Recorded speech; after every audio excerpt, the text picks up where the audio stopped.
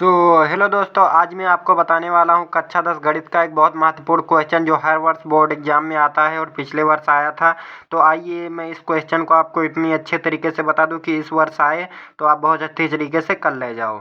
तो यहाँ पर क्या कह रहा है, यदि दो संख्याओं का अंतर 26 है तथा एक संख्या दूसरी संख्या की 3 गुनी है तो संख्या को ज्ञात कीजिए। हमको क्या करना है, संख्याओं को ज्ञात करना है। तो क्या करेंगे, यहाँ पर पहले हल लिख लेंगे, हल बराबर लगा लेंगे। अब क्या कर, पहले मान लेंगे यहाँ पर कि ये मान लेंगे कि माना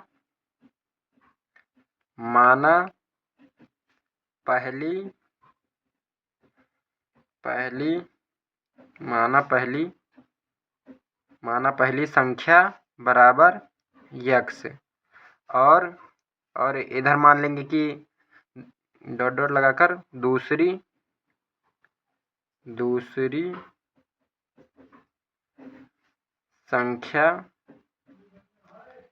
संख्या बराबर y। तो हम मान लिए कि माना पहली संख्या x और दूसरी संख्या y है। तो अब क्या करेंगे, यहाँ पर पढ़ेंगे यदि दो संख्याओं का अंतर 26 है तो अंतर मतलब माइनस, तो दो संख्या तो x माइनस वाई। तो आइए यहाँ पर लिखते हैं, तो x माइनस वाई बराबर 26। ये हमारा हो गया पहला समीकरण। क्योंकि यहाँ पर क्या कह रहा था, दो संख्याओं का अंतर 26 है तो पहली संख्या दूसरी संख्या बराबर 26, अंतर मतलब माइनस।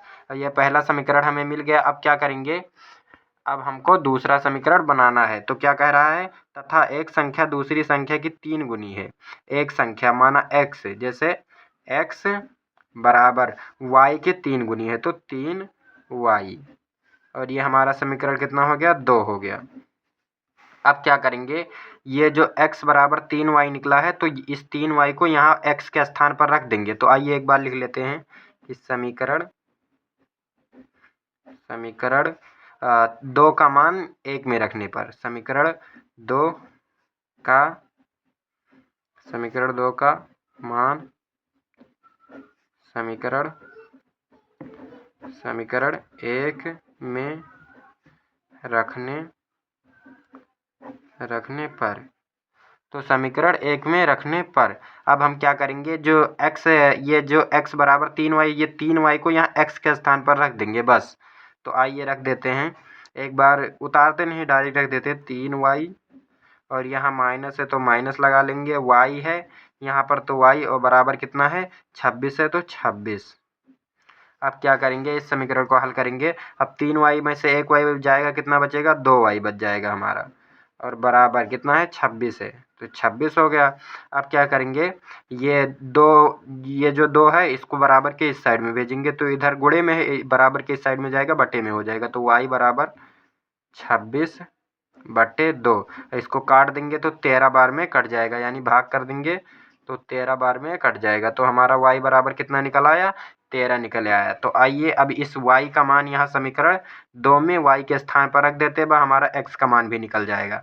तो यहाँ y एक बार लिख लेंगे कि y का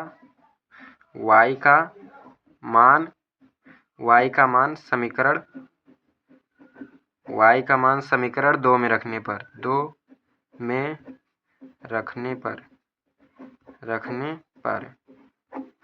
तो y का मान समीकरण 2 में रखने पर यहाँ y के स्थान पर रख देंगे 13 को, बस हमारा निकल आएगा। तो एक बार उस समीकरण को उतार लेते हैं, x बराबर 3y है। अब क्या करेंगे, x बराबर 3 गुणे y के स्थान पर कितना है 13 है, तो बस इस 13 को यहाँ पर रख देंगे। यहाँ 3 और y के बीच में गुणे का निशान था तो गुणे के निशान लगा दिए। अब x बराबर हमारा कितना निकल आया, 13 का पहाड़ा 3 बार पढ़ेंगे तो 13 तो 13 39, तो 39 हमारा निकल आया।